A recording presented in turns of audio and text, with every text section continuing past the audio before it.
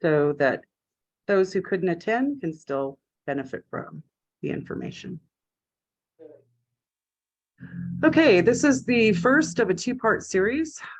Today, we're going to go over some basics of QuickBooks, and next Sunday, we'll be going over more advanced features. So if you're signed up for both, that's great. If not, that's fine too. So to tell you a little bit about myself and how I got to be where I am today teaching this class to you, I kind of had an interesting path. I started out, finished trade school in 1989 with a certificate in advanced accounting. Throughout the years, I worked in several industries, mostly in high tech. I've done work in hospitality. I've done tax preparation. I've worked with a few different nonprofit organizations, wholesale, retail, manufacturing, pretty much the top ones I've done. I've also had some experience teaching. You'll see my teaching down at the bottom of the screen. I was able to teach zoology at West Texas A&M. I taught health sciences at University of the People, and I teach occasionally an MBA course in accounting controls and measurements for Washington State University. I have my bachelor's degree from Oregon State, go Beavers. It's in animal sciences, completely different than what I'm doing now. Then I went on to get a master's in bioinformatics from NYU. From there, I went to Capella University and got a doctor of public health in epidemiology. And then I landed with an MBA at Washington State University, go Cougs. Today, I work for Intel as a financial analyst. I am the owner of a $600 million spending budget for their technology division.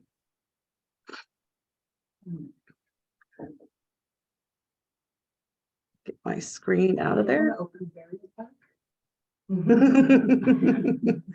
So, course overview. Today, what we're going to do is we're going to talk about QuickBooks Business. We're going to look at some of the navigation changes or differences, look at business settings, information flow in QuickBooks, banking, deposits, and sync. And that sync shouldn't have an H, bad me. Customers, invoicing, accounts receivable. We'll look at vendors, expenses, accounts payable, basic reports. Then we'll switch over and we'll start looking at a sample company, and we'll go through some direct information that you can either follow along with your own QuickBooks account, or you can watch the one that I'm doing. And then hopefully we have time at the end, we can do some Q&A and maybe some specialized troubleshooting if you have problems that you're dealing with at the moment. Not anymore. Oh, okay. Yeah. So, okay. First of all, this may seem really obvious, but why do we record bookkeeping transactions? So they tell a story about our business. You know, it's not just about keeping our receipts organized. It also tells the story. It helps us make better business decisions and shows others the stability of our organization. Like if we go to apply for loans or other support for our business. It helps us define areas where we have growth opportunities and where we have risks. So is QuickBooks Online the best option? I've used a lot of different software, and I can honestly say QuickBooks offers the best of all worlds for the price. It's the closest that you can get to a high-end large company accounting package, but it's geared towards small businesses. Okay, so some of you are going to see a different view than what I'm going to be showing. The older versions of QuickBooks had this menu view on the left. The newer versions of QuickBooks have this menu view on the right. They both contain the same information, they're just sorted differently.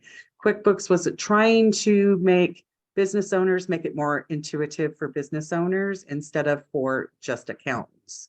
So that's some of the differences that you're going to see maybe from the system you're using today.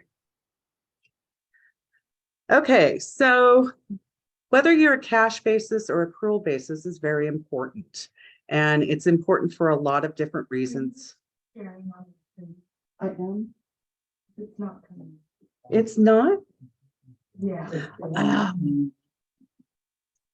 Okay, hold on. Yes, thank you. We'll resume. Okay. Well, silly.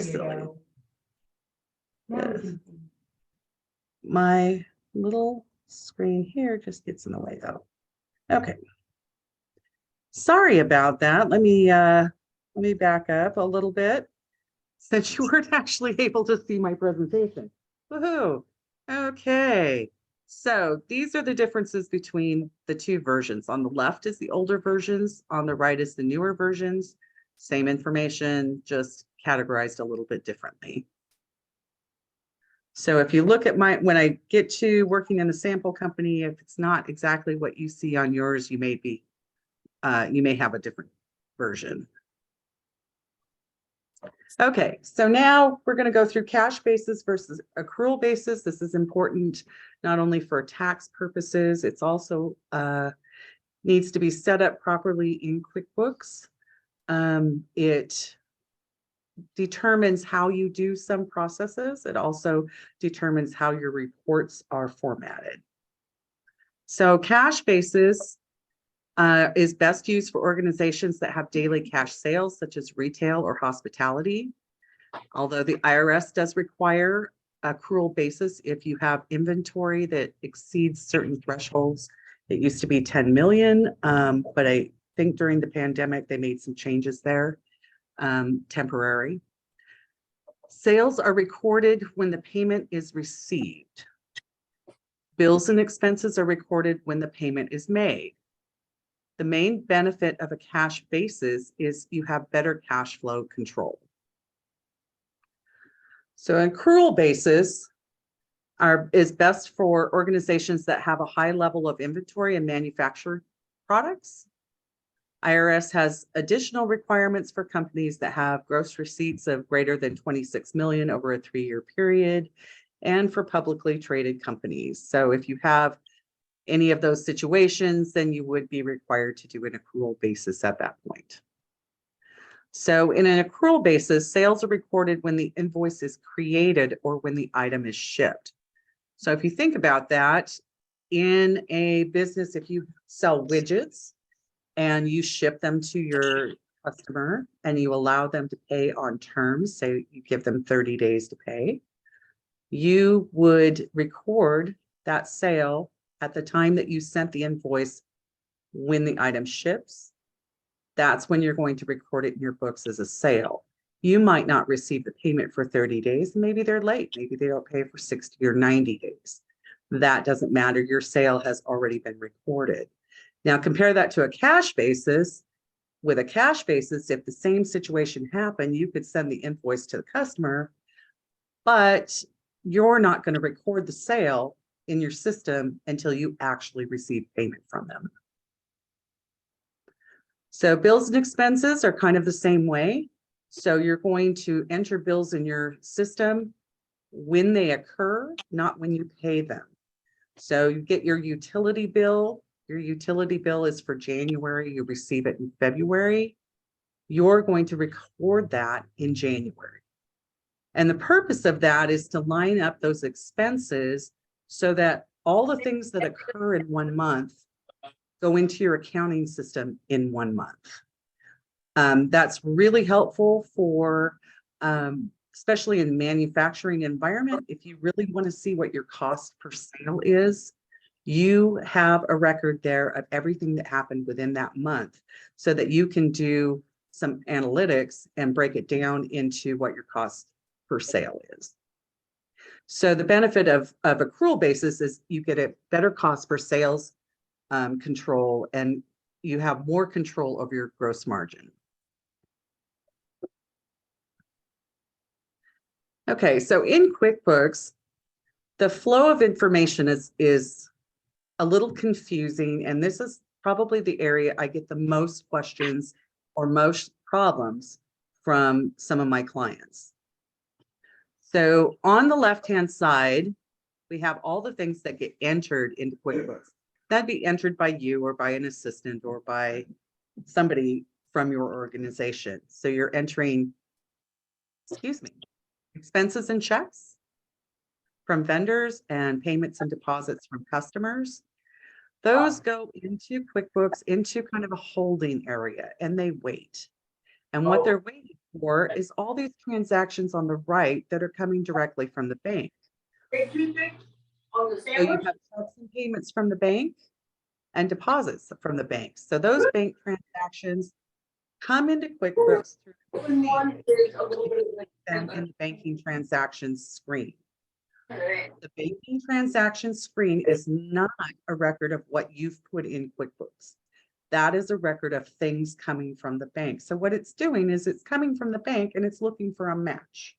It's looking for something that you've entered in QuickBooks to match to it so that everything lines up. This is a great way for you to see if something went through your bank account that you maybe didn't realize was going through or hadn't been recorded. So that's probably the biggest area of confusion for small businesses. So when you get to your banking screen, this is kind of what it looks like. And you'll see that if it says add on the far right-hand side, it means there's no match. QuickBooks couldn't find anything that you had entered that matches up to those transactions. If you look a little bit lower where it says match, you see that QuickBooks was able to go in and find items that match to that transaction. So matching transactions helps to identify erroneous or fraudulent activity. This is kind of a control point for your books.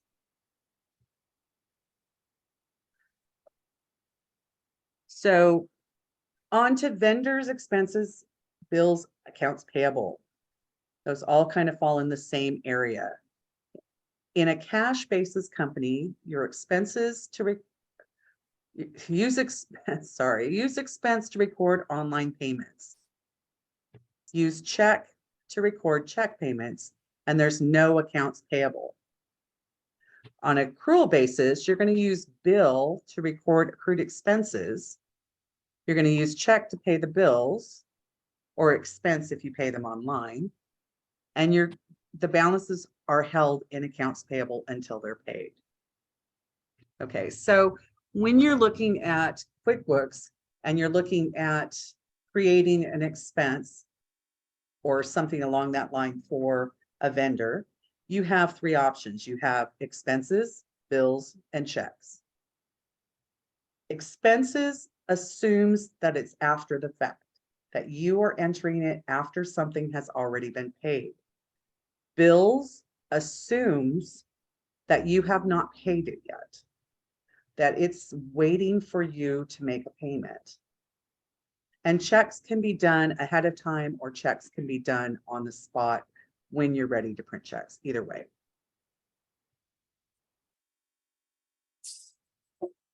So customers, invoices, accounts receivable.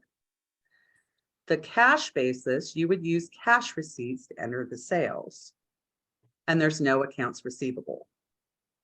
On an accrual basis, you would use invoices to enter sales, and it's a three-step process.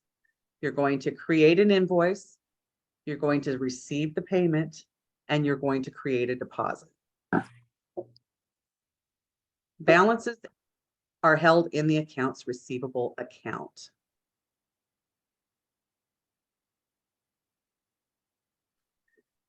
So quick skip to basic reporting.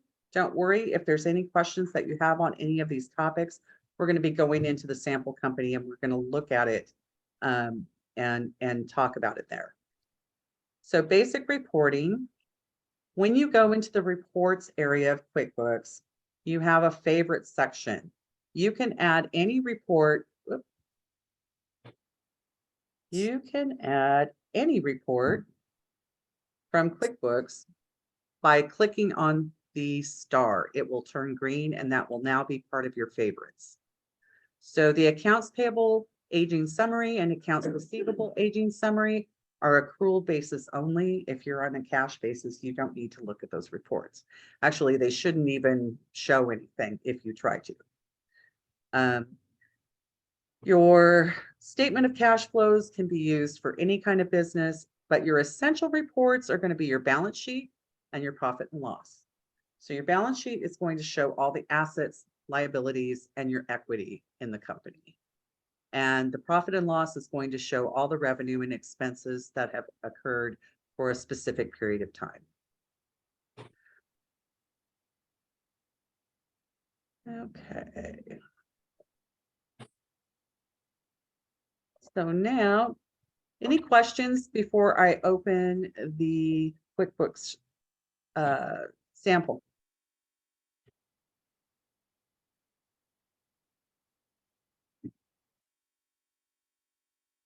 Okay. Go into. Okay, this is Craig's Design and Landscaping Service. This is a QuickBooks specific company. Can everybody see my screen? Okay. So let's go ahead and move into the banking area real quick.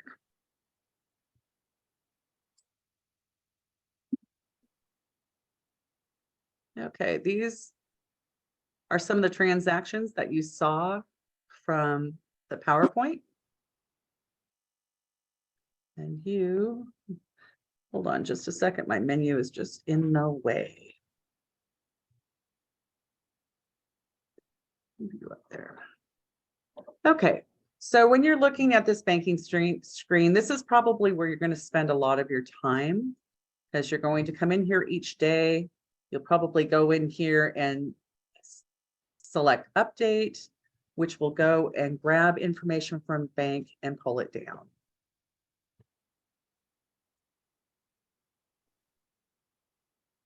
Then you're going to look for transactions that match, and you can go ahead and just click match and it goes away. On situations like this Pam sites, there's two matches. One's an expense, one's a bill payment. And they're on, I believe the bill payment paid for the expense. It looks like this one was set up incorrectly. This is probably a duplication, and we can talk some more about that. So you would select bill payment and you would match, and that goes away. So if you've come through here and you've got transactions in here that you don't have a match for, you will need to create a match for it. Now, you don't have to create a match for it. You could go into this, open up this Books by Bessie. You could put the revenue account that you put sales to, and you could just add it here. That's not the proper way to use the system. It's fast and it's easy. And if it's a cash basis company, it's not going to cause you a lot of problems. Perfect, because that's the way I do it. Yeah, a lot of people do. That's great. The proper way to do it, and this is how I instruct to do it, is you would go up here to new, and you would say invoice, and you would go to Books for Bessie. Yep.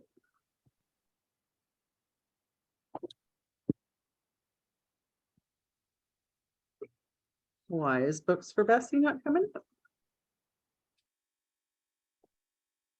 Well, that's not right. Oh, maybe Books for Bessie was a refund. Okay, let's try a rental. I have a feeling these might be. It's not going to come up either. Well, QuickBooks didn't do a very good job of their sample company. That's all I have to say. Okay. Oh yeah, the A rental looks like there was some expenses here and part of it got refunded. So that's a whole different situation. So basically what we would do is we would go up, we would go to invoice, or we would go to sales receipt, and we would enter the information. The things that you need to make sure that you have are your dates, your customer, and the product or service that you want to, that you're selling to them. Then you would save and close, and that item would then match to your item in the banking screen. Especially for nonprofit organizations, because I know we have at least one in here. When you are looking at a transaction, there is a place to add an attachment. I recommend that all nonprofits put their receipts in there. It's really a good idea. Nonprofits are under much more scrutiny for misappropriation of funds, for theft, for fraud, that keeping track of all your receipts is just imperative for a nonprofit. So any questions on the banking screen or any problems that you've run into? And with receipts, can we take this above and upload them, right? You can, QuickBooks has a way to do that. Under receipts, it's a little bit clunky, unless they've upgraded it recently. They do have a place. You have to set up a definite email address. It can only be one address, and all receipts have to go there. And then it will try to match those receipts up to transactions that come in from the bank. Did you see the email from Krista? No, about 75, because they have 75 pounds of sockeye.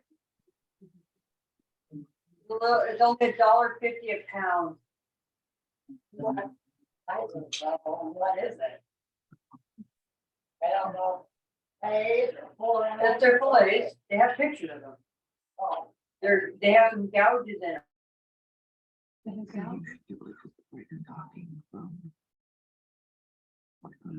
Big, yep, make it big for a minute, Oh, gotcha. and then go ahead and just, oh, they just moved it. Oh, I went to here to mute all. Yeah, So, okay. Yeah, great. Now I need to close that back down. Okay. So, the receipts, you can do that through QuickBooks directly. There's also an app that I use for some of my clients. It's called HubDoc. HubDoc, I'm gonna pull it up. You're not gonna be able to see it. Let me What is it compared to DocuSign? No, HubDoc is a document organizing software. It runs about $12 a month. You can scan, fax, email, however you want to get the documents in there. It automatically looks at the document and it identifies like the invoice number, the date, the amount. If you've already set one up, say you pay a XYZ company on a regular basis, and they send you a bill, every time you pull up XYZ, it's going to see that name and it's going to recognize it. So it keeps those documents stored in a file system. Plus, if you connect it to your QuickBooks Online, you can go in and tell it what accounts you want it to go to, and it automatically pushes it to QuickBooks Online. I use this for a few of my clients. It works really, really good.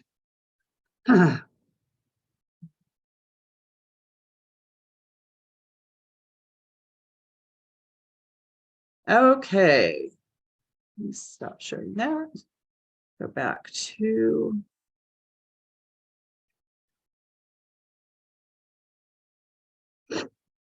Let's go back to our QuickBooks, which I don't have it open. Hold on.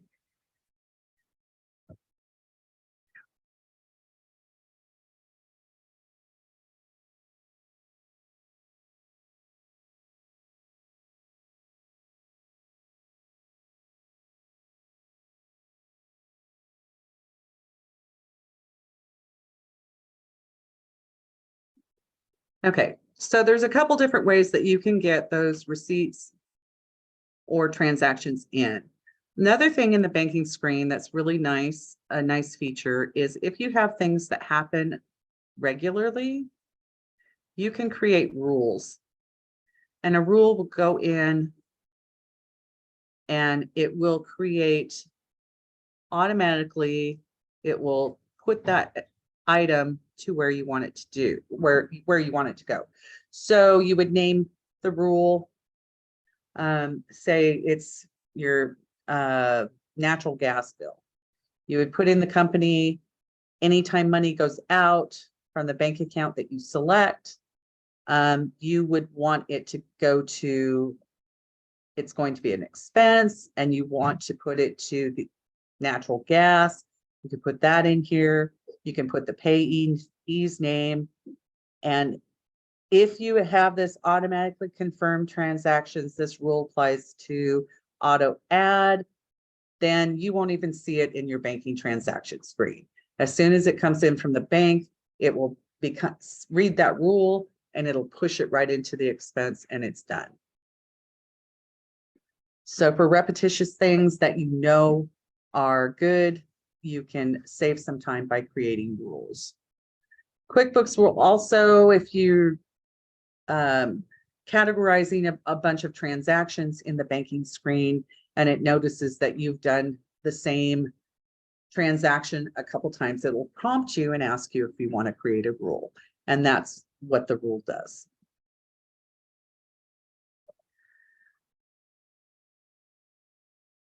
Okay, so the other area that I find clients have trouble with is in an accrual basis, when you create an invoice and receive payments.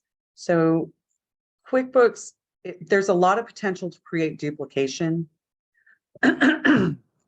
If you're categorizing, if you're creating invoices and then you're just categorizing your items separately, there's a lot of chance for duplication. QuickBooks doesn't know to match the invoice that you created with the bank transaction that came in. It just doesn't know that those are supposed to be connected, so it shows two of them.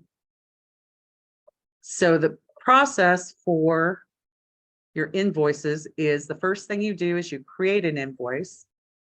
When the payment comes in, you're going to receive payment. This is going to always go to this undeposited funds. So what this really means is you received a check on Monday and you put it to this undeposited funds.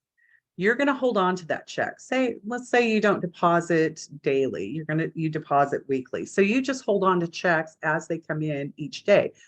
By using this feature, receive payment, you're recording that you received each of these checks as they came in, but you haven't created the deposit yet. So once you're ready to create the deposit, you have all these checks that you've received. Let's see if oh, look, Amy's Sanctuary. We're going to say we received this check, save and close. Then when we want to make a bank deposit, we're going to go over here to the far right side and we're going to go to bank deposit. Now, QuickBooks is going to show me all the checks that have been sitting, waiting to be deposited. So I'm going to go through and I'm going to look at the checks in my hand, and I'm going to go through and I'm going to click each one off as I work through it. That's going to tell me my balance, make sure that I've captured all my checks, and make sure everything in QuickBooks has been accounted for. If I don't have a check, then I need to go find it. I mean, it's another control point to make sure that you have all your checks and you've deposited them.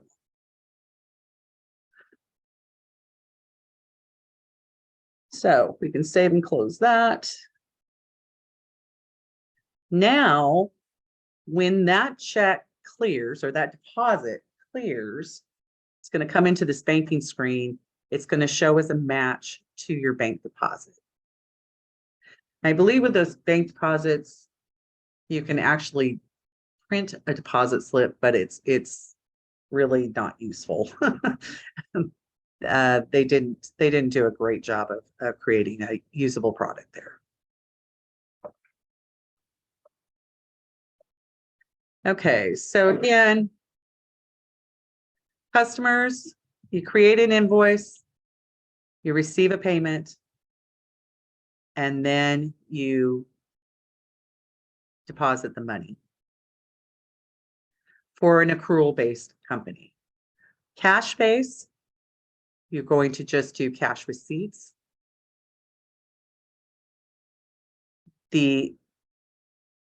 This becomes a choice.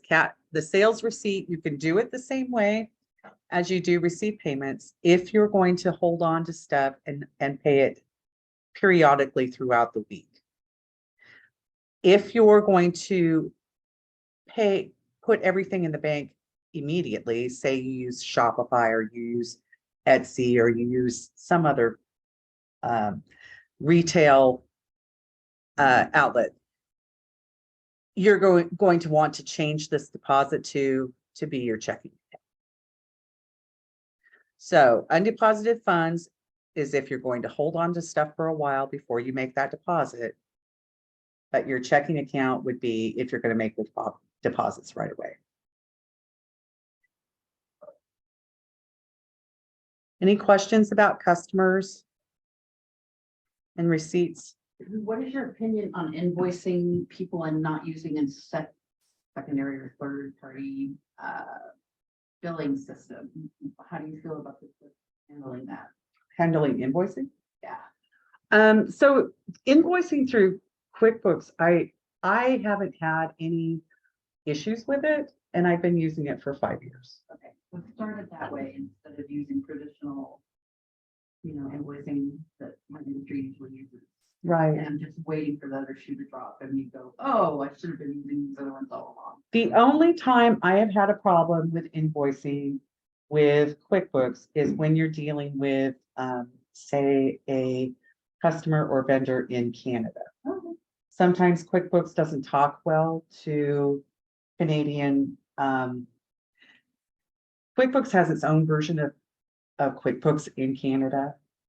So they're two completely separate versions. And sometimes, even I've had situations where a invoice was sent to me from a Canadian client. I couldn't I couldn't open the link to pay the bill because it just didn't it didn't act well with US. So that's the only time I've had a problem. If you don't deal with any Canadian vendors or customers, then it's not a big deal. I chose to allow the credit card or bank transfer on payments. I know it's a couple percent fee that Intel charges for that. To me, it was worth it for the convenience of my clients. All my clients are remote. And I work with clients all across the US. So it just added a convenience there that I thought was really worth that. And I think it's cheaper if you require them to do a bank transfer. I think that's cheaper than doing a credit card. So for vendors and expenses, we'll just go over to the vendors section. When you go into the vendors section, you can see that there's expenses, then your bills. Bills are unpaid items, your vendor list, and contractors, if you have contractors set up to pay in QuickBooks. Under vendors, you can prepare 1099s. You can pay bills. If you're signed up with a bill paying service like bill.com, you can also link to that and pay bills through them. I wouldn't I don't recommend bill.com unless you have a high volume. The price is a little bit high for just doing a few checks a month. But if you're really doing a lot of volume, then they are a really good service, and they do allow you to go through and have a series of authorizations. So if you want somebody to look at a bill before you pay it, or if you want to hire somebody to go through and pay your bills, you can have it set up so that it comes to you before the payment actually goes out. That way you can verify that that's what needs to be paid.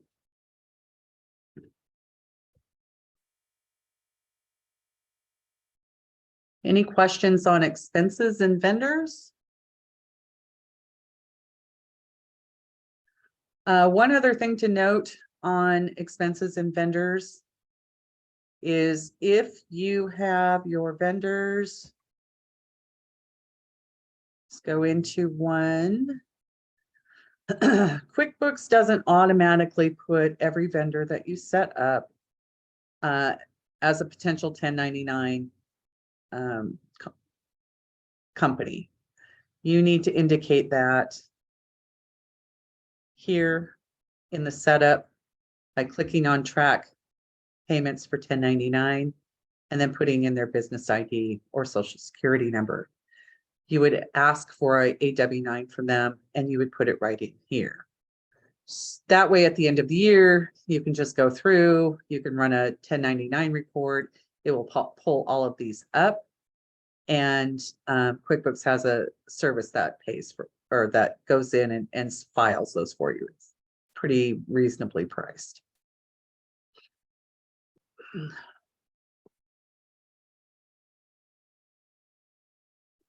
So if we want to go into reporting, as I said, anything that you want to see up in your favorites that you want to look at every time you go in, you just go find it. You can search for it here in the search bar, or you can scroll through and find the reports that you want. Just click on the little star and it'll put it up in your favorite section.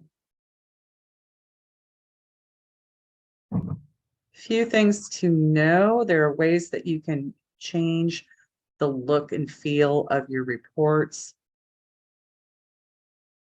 If I wanted to look at last year, but I wanted to look by month, and I'm an accrual basis. Notice here, all the reports will say cash or accrual, almost all the reports. If they're relative, will say cash or accrual. You'll want to make sure that the correct one is checked there. Now, if I run my report, I see the year by month. So I can look through and compare my revenues. I can compare my expenses and see if everything looks in line and correct. There's ways to customize what you see with this customization. If you want to look at only transactions that occurred by Amy's Bird Sanctuary, and I want to see it for last year. Well, last year didn't have a lot of information, but we'll see if it pulls anything up. Last year, run report. and it will show you everything that's in there for just Amy's Birdhouse. If you like it, you can save this customization with the green button here. And then when you go into your reports, that will be listed under custom reports. So if you find something and you customize it and you want to see that again over and over and over again, save that customization and it will be in the custom reports. Okay, why don't we take a break? Let's say we take a break for about 10 minutes. Come back here at 12:55 and we'll start some Q&A and go through some of the issues or problems that you're having and see if we can walk through them together.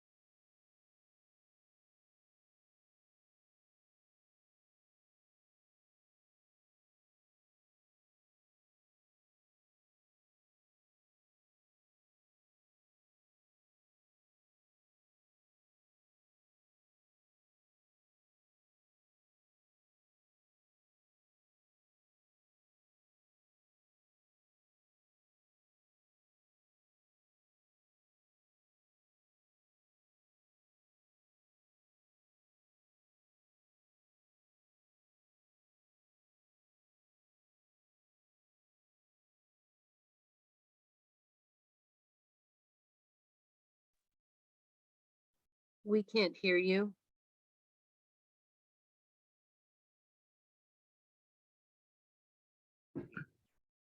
Well, it helps. I thought I hit the mute, but I muted instead of unmuting.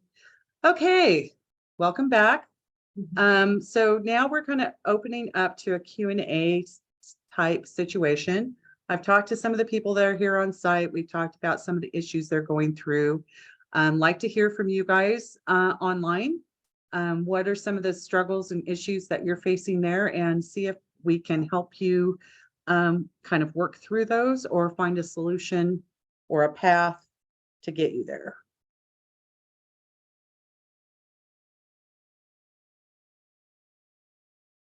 It was recommended that I ask Natasha and Jennifer. Even they're not back in break yet. Okay. I don't currently have anything. It's been a number of years since I used QuickBooks, so this is kind of a refresher for me. And because I haven't actually started, I'm still in the planning stages. I'm not currently set up. So for me, I don't have anything as of yet. Okay.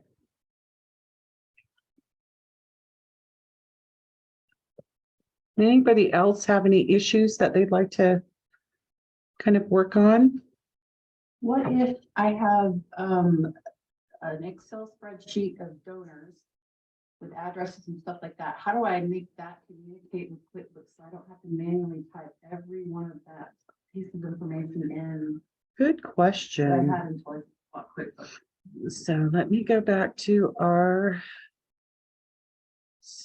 So I don't know if everybody was able to hear that question. So Melissa has a bunch of donors in an Excel file, and she wants to put those over into QuickBooks so that she doesn't have to retype all of them.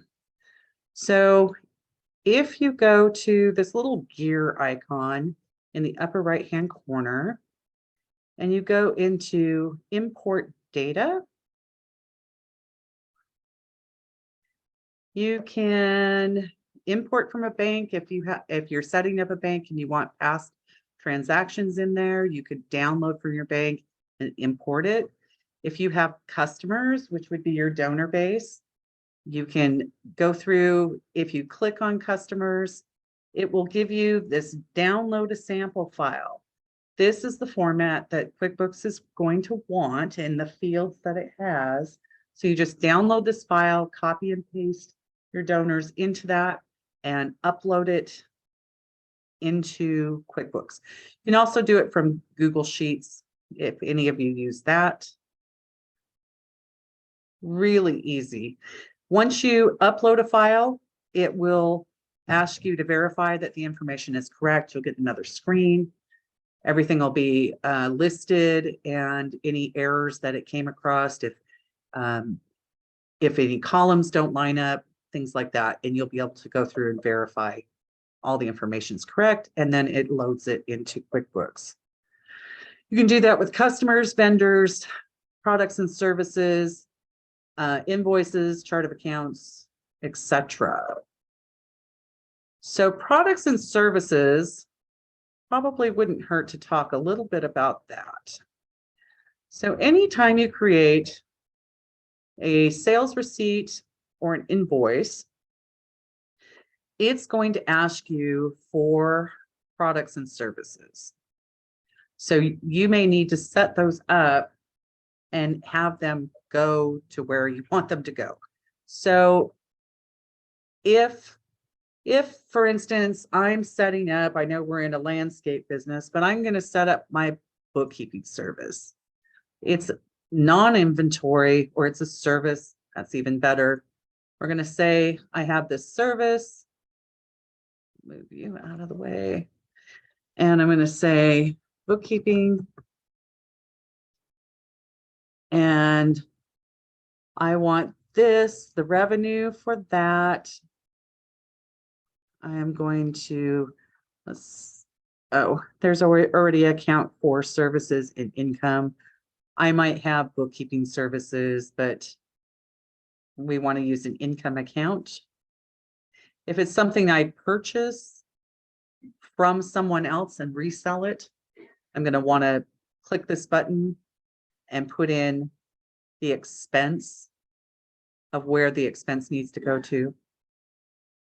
Then I'll save and close. Now, when I go to an invoice or sales receipt, it works for both. And we'll just pick on Amy's Bird Sanctuary again and say, I want to create this bookkeeping. So now I can have bookkeeping in here. I can say for January, and it's $200. And then I can, if I have her email set up, I can save and send. I can send it later.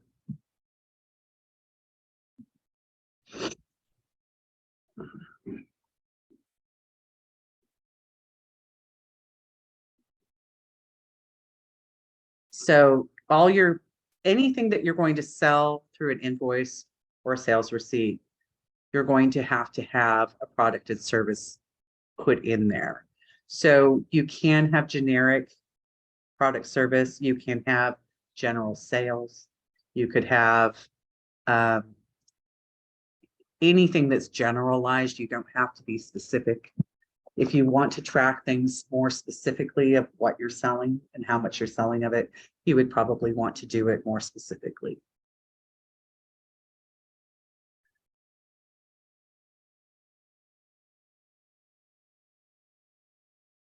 Reoccurring transactions, another item that can be really helpful. This company has the telephone bill set up. It's a specific amount every month. If we look at it, so it pays to Cal Telephone monthly on the first day of every month. It goes until the end of time. There's no end in sight. And the amount.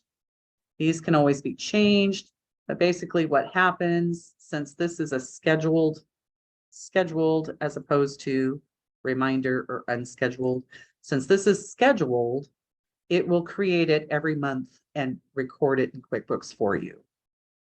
So this is great for reoccurring things that are the same amount every month, and you want them put in for you. Another off-topic kind of thing, if you go into your account and settings, if you've ever gone into QuickBooks and you've been working in it and you turn around and you grab some coffee and you come back and it's closed and you have to log back in again, that's because under advanced setting, if you go down to these other preferences, this very bottom one says sign me out if inactive for.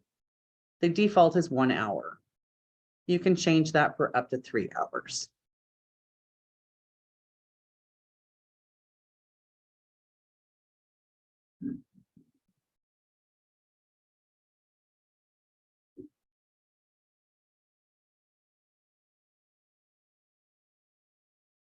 So in QuickBooks, as you may have found already, there are multiple ways to get to where you want to be.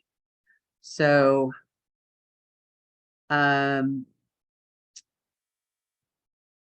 if you wanted to go to invoicing, I mean, you can go through the new button. I believe you can search for it. You can go to, they're not putting it in here anymore, not on this view. It used to be in the gear icon, you could go to it as well. But it's not there anymore. Also, QuickBooks Online, they update routinely. It used to be every Friday. I'm not sure if they're still on that schedule or not. So if you come in on Monday, things look a little bit different than they did on Friday. It's probably because they didn't update. They send out notifications. No, no, no. Not letting you know whether you each can put in. No, sometimes they send out notifications to the accountant versions. But yeah. So the accountant version, if anybody is curious, gives you a whole set of tools that you don't have with your normal QuickBooks. So accountant's tools gives you,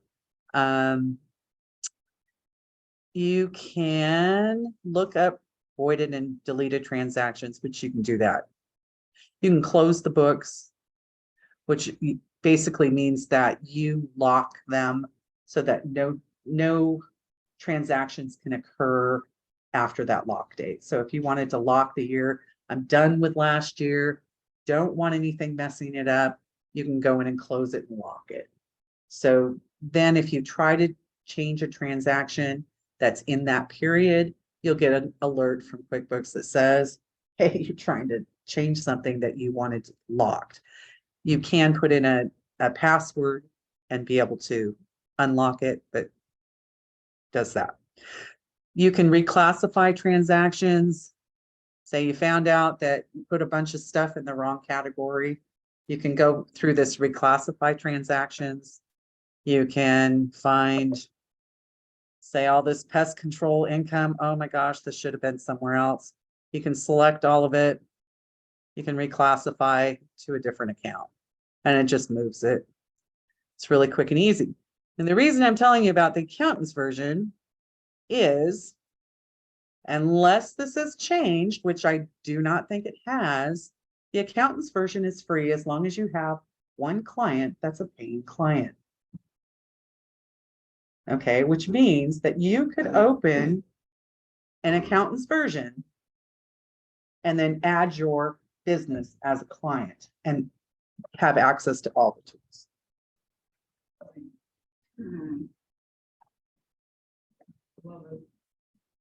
So, yes, they don't tell you that, but that's, yeah. And I don't know, I haven't tried this, but it got me thinking.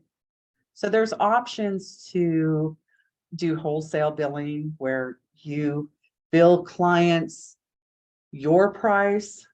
You can do a markup on that, whatnot. And they used to have a profit sharing. Not sure that they still do that anymore. So the price that you would bill your client is X dollars, but Intuit would like give you a portion of that each month. I don't think they're doing that anymore, but it made me wonder if I set up a business, set up the account version, billed myself through it, and then got the profit, that was something that could happen. Anyway.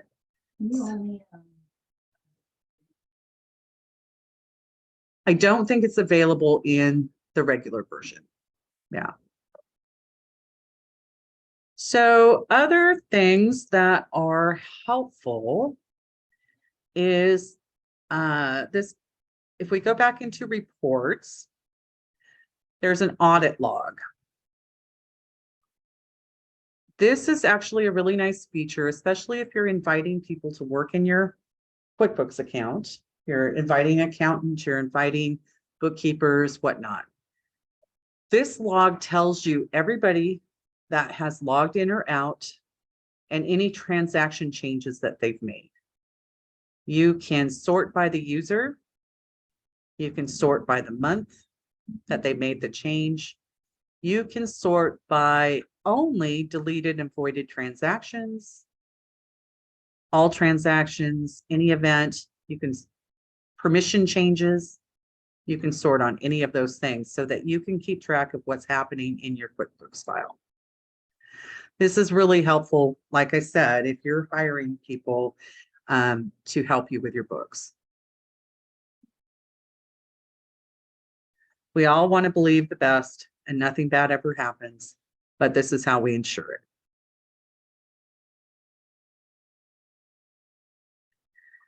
Okay, any other questions? You might have already covered this, but for receipts, is it pretty basic and easy to say split a receipt, you know, Okay, so question is about receipts and is it easy to split? So if we go into the QuickBooks screen and we go to, say this a rental, if we're going to, I know some of you categorize everything by the banking screen, and that's fine, that's cool. If you want to put something to more than one category, you're going to hit this little split button. Oh. Yep. When the split button comes up, you can add lines, you can split it as many times as you need to, and it tells you what the balance is and when you're at zero. And that hub docs probably has the same type of feature. Yep, HubDocs does.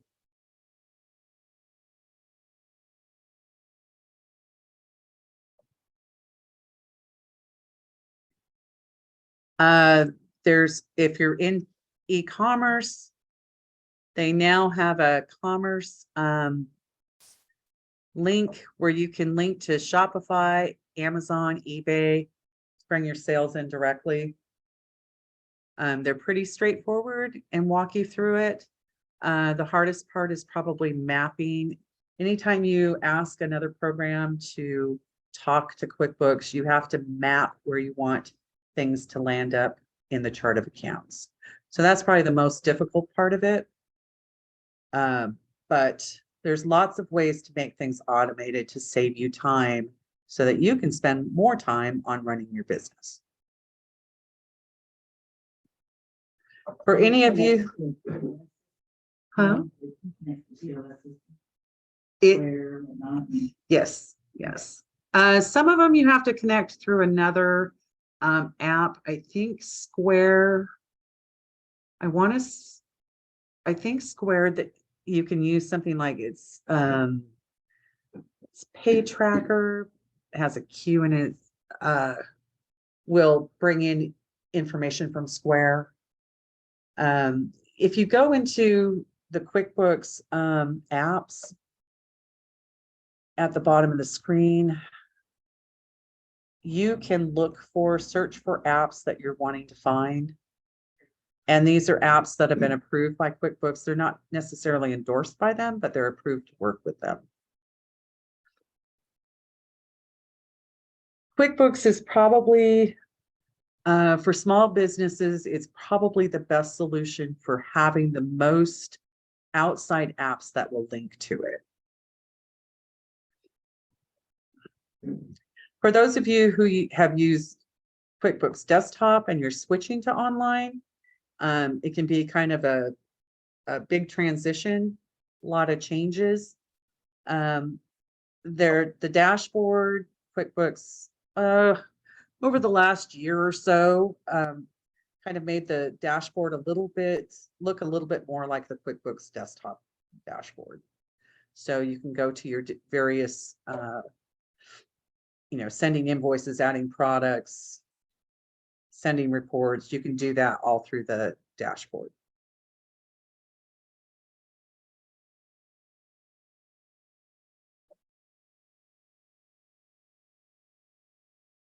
If you want to look at sales information, you can look at all the sales that have transactions that have occurred through the sales option. If you want to look at invoices that haven't been paid, you can look here and it'll tell you all the ones that are overdue. You'll have a little slider here that tells you what's not due yet. This is what's been invoiced, but it's not quite due. This is the stuff that's overdue. There's actually a link to a place under the QuickBooks apps, which is called Callbox. That'll do collections if you have outstanding items that you just aren't able to collect. You can go through. If you have a contract with the client customer that says that you're going to charge them a fee if they're late, then Callbox will add that fee to the amount that they collect so that you get what you asked for, and they take the fee. Otherwise, they take 25% off the top. So if it's something that you've been trying to collect, it might be worth, getting part of it as opposed to none at all.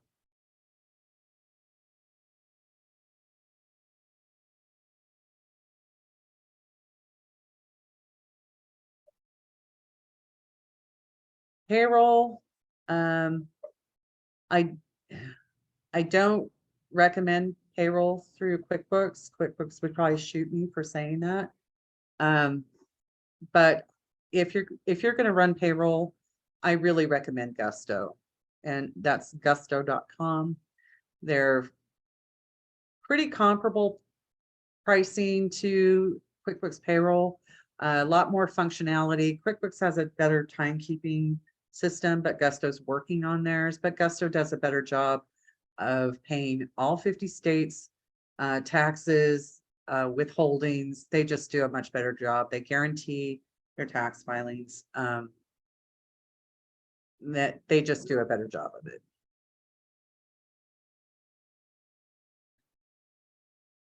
Okay, gonna open up for questions still. Also, So I use in such a small way.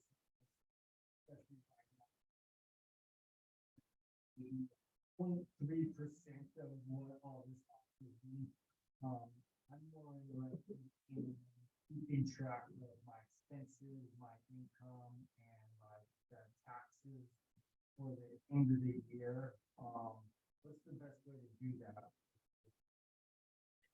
so you still want to set up your bank account because I got that. yeah, because 95% of the transactions that flow through your company are going to come through that bank account. But just making sure that you are putting everything in the right categories for taxes. Have you been using the estimates module? I'll keep it that voice.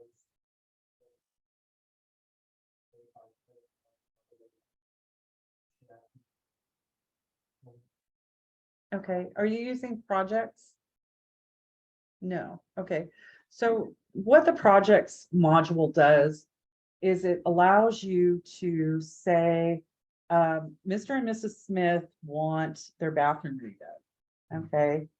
And so we're going to set up this project for Mr. and Mrs. Smith. You're going to send them an estimate, but as expenses come in, so you're going to have to go buy tile, and you're going to have to go buy, a tub and toilet and all these other things. As you buy them, you're coding them to this project. So all the expenses are getting added to the project. And once you have finished and you do the final billing, you're able to actually go in and look at that.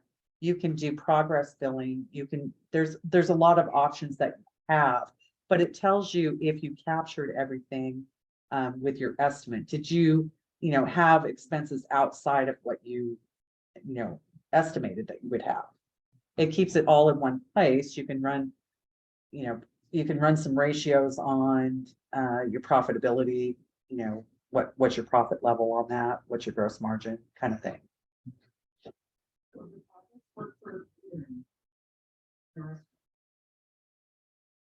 Mhm.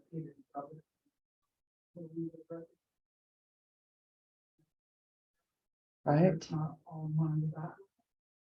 It should. Yeah, yeah. I don't see why it wouldn't. Because you're gonna go and you're gonna be buying specifically for that catering project. So it's easy to identify. Yeah, I don't see any reason why it wouldn't. That would be a great way to keep track of each of your catering jobs and making sure that, like I was talking to Travis about, making sure that you're actually giving estimates that are reasonable. Because sometimes when we do off the cuff jobs, or maybe things don't turn out the way we thought they were going to. Well, how often do they not turn out the way we thought? How often does something go wrong and we actually incur more expense? So when we over history, when we start seeing the progression of that and how often those things happen, then we start factoring that in to our next estimates to make sure that we are covering all our bases and preparing for those incidents that happen frequently.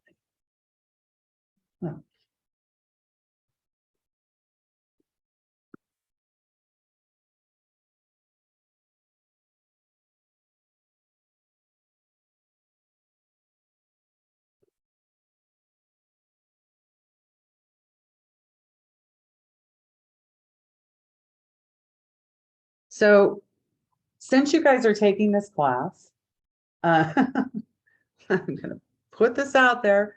Now, I am not gonna be on the peninsula for, too terribly much longer. I'm working on selling my house and we are leaving, and I only am available on the weekends and perhaps evenings occasionally. I would be willing to, if you guys get a hold of me, maybe do a consultation and I can point you in the right direction of where you need to go with your business. What options you need to take. If I need to look at something that you have, I can look at your file and tell you what I recommend from that. So what's my, oh, I have to give you my contact information? Well, shoot.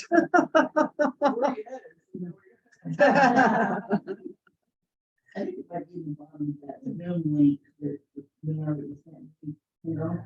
I'm going to put it up in the whiteboard here.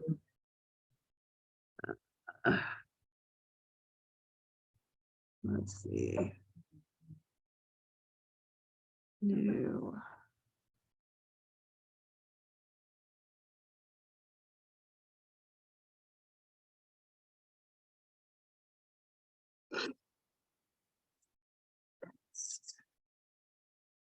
What's that? Okay.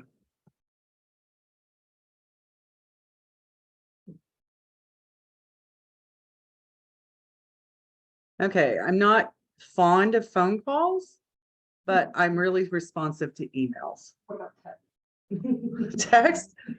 Okay, No. text I can do. Yeah, I spend so much time in meetings and talking that.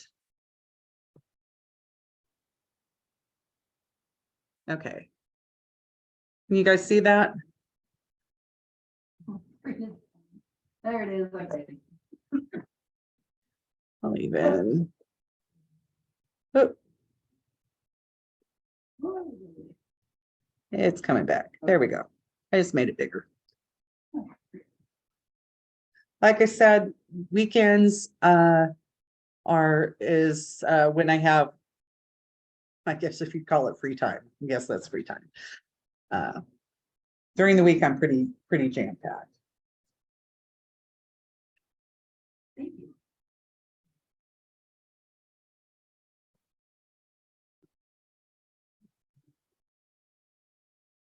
Okay.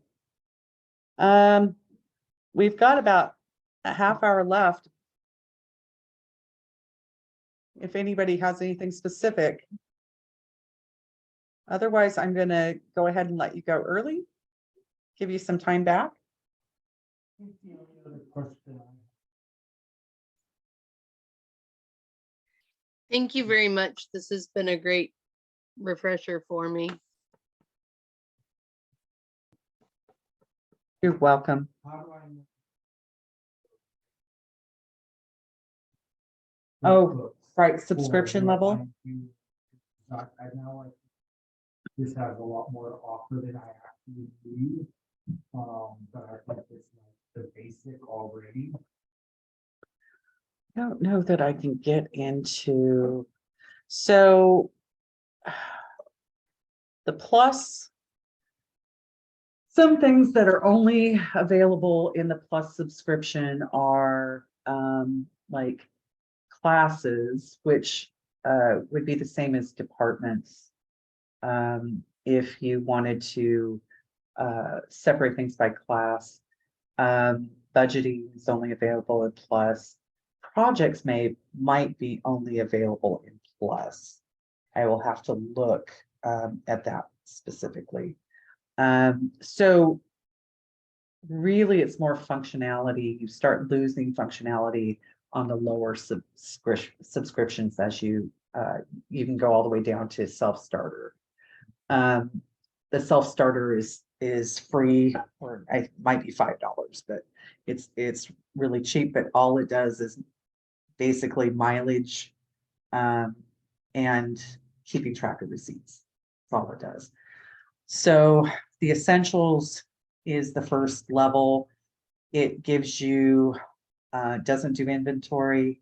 It gives you your basic accounts receivable, accounts payable, and that's about it. And then you go up to the plus version. The plus version, you're going to, like I said, you get the budgeting, you get the classes, the projects, other things start getting added in.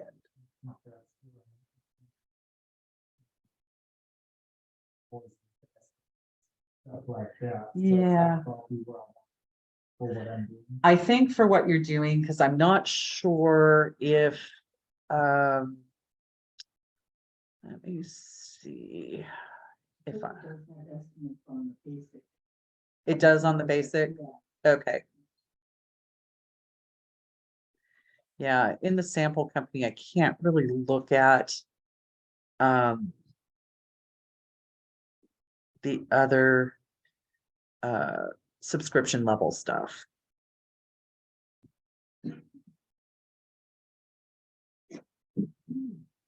So you should be able to go down then. If you're not using inventory, you're not using projects at the moment, you should be able to go down to essentials. Yeah. I operated a construction company 2 years ago. Yeah. Go back Right. And it, everything is relative. So it depends on, how specific do you want your books to be? How much information are you wanting to get out of your books? If you're just, like you said, you're just kind of keeping track of it so that you can pay your taxes at the end of the year, you have everything already together. Right, great. But if you're wanting to actually, do some analysis down the road, then you're going to need a little bit more detail. So it's all relative to where you want to be and how you want to progress there. If for right now, you want to just do basics and then add on layers of complexity as you go along, that's great too. It has to work for you. Nobody can really tell you how you have to do it, because as business owners, we're going to do it the way we can, or the way we need to, or the way we want to. It is what it is. And often our time is better spent doing other things than sitting in front of a computer doing books. So.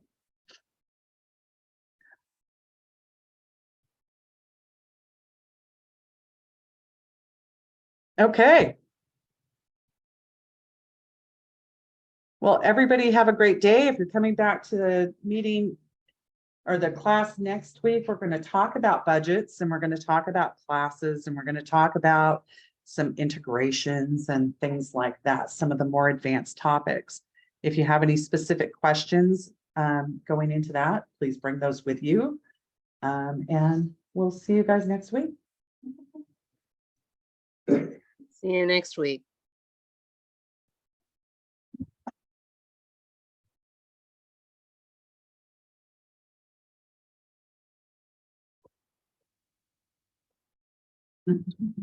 Okay.